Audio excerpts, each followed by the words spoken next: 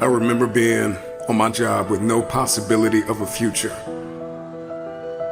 And I will never forget the moment that a man walked up to me and looked me in my eyes and told me that this was the best I would be able to do. And I came to the resolve in that very moment that greatness would be my new norm. What he said to me hit me hard. It was a metaphoric, massive blow to my face. But like a wise man once said, you gotta pick your head up like your nose is bleeding, and right where they left you for dead, elevate. Where he told me I would retire from, that this was the end of the line. I came to the resolve that I would not believe the lie. I could hear it in the air that the voice of destiny would reside in the place where he wanted me to die. I made the decision to fight for my future.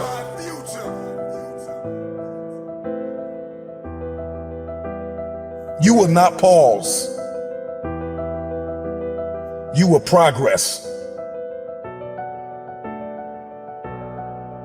You will not expire. You will evolve. You will not crumble in the midst of crises.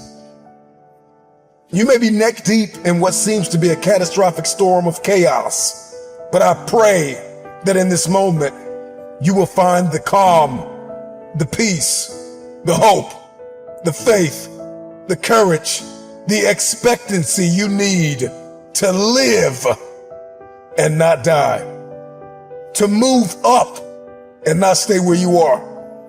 You get what you see, and that is the formula for expectancy. Your expectation is what you believe is about to happen. And for many of you, you have been so traumatized by the past that your expectations are so diminished.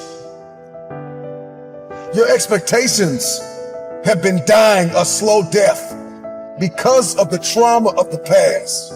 You expect nothing. And so you feel like, if I don't expect anything, then you can't hurt me. If I have no expectation on you, then you cannot disappoint me. If you are going to win the fight for the future, you are going to have a high expectation. It was Kobe Bryant that said everything negative, pressure, and challenges is all an opportunity for me to rise. It's crises that reveals what we are comprised of. And I ask you the question, are you praying the darkness away, or are you becoming the highest version of yourself in the midst of the darkness? You know, when you find yourself standing in the middle of trial, tribulation, scarcity, and uncertainty, there is a process from flapping to flight. How you process pain will determine your future. I need you to fight for the future.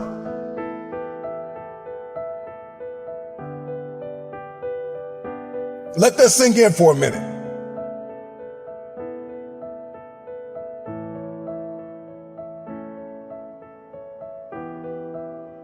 You are not your crises. You are not what you are going through. What are you expecting the outcome to be? Because you can't change what has happened.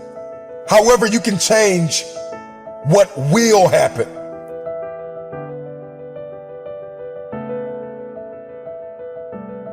Your responsibility is, once you've gone from flapping to flight, is to protect your progress, to protect your territory. You got to get a real boss-like mentality with your territory. All the ground that you gain, protect your territory.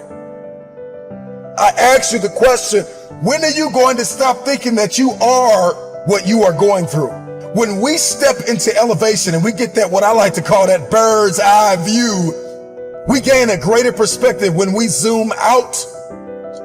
And too many of you are guilty of becoming what you are going through. You are not what you are going through. See, in the game of life, those who have an elevated perspective will inherit the future. And it is time for you to fight for your future. How bad do you want the future? I want you to let that question sink in. Because the day you stop quacking with ducks and start flying with the eagles, all of a sudden everything changes. But you know, for many of you, you are addicted to the company of the duck. I need you to scrupulously examine the landscape of your relationships. Because if nobody told you, let me be the first one to tell you, separation precedes elevation. It's a lot of people in your life that are holding you down, that are holding you back. There are some people you are going to have to let go of in order to elevate above the noise, above the dysfunction, to be a light shining brilliantly through the darkness, above the uncertainty, high above all murky waters, beyond the pain of the test and trial. Elevated people will always ask themselves, what did I learn in the midst of it all? King David said in Psalms 119:71, it was good for me that I had been afflicted, that I might learn thy statutes. And when you're stepping in this space, in this realm, in this world of elevation, you are not asking God, why am I in pain? You are asking God, what am I getting ready to become? With high expectation, elevated people will ask themselves, what am I getting ready to become? And what will I learn in the midst of this? While the world is in panic, while the world is perturbed, while the world is puzzled, you pray and plan your next move. Don't fear the dark. Ask yourself, what did you learn in it? Adversity is our advantage. Decide to come out of this better. Find yourself in this elevated place. Everybody wants it. We want promotion. We want the upgrade. We want advancement. We want to move up.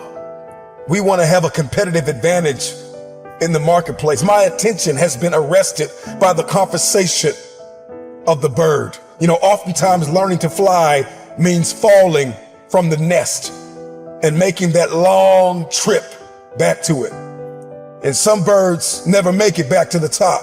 But for the ones that do, once they learn to spread their wings, the game changes. Once they learn to start to spread their wings and then they begin to flap those wings, then all of a sudden their life goes to that next level. And I think a lot of you are stuck. You've spread your wings, but you're afraid to flap them because you're worried about what people are going to say about you.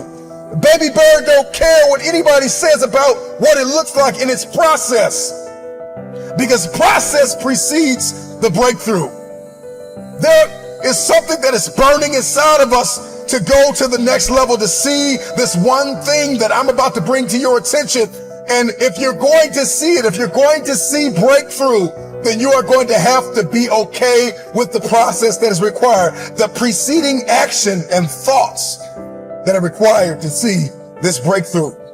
The baby bird spreads its wings, then it flaps its wings, and it flaps and flaps and flaps until the flapping becomes flight. And a lot of you are in this season called flapping.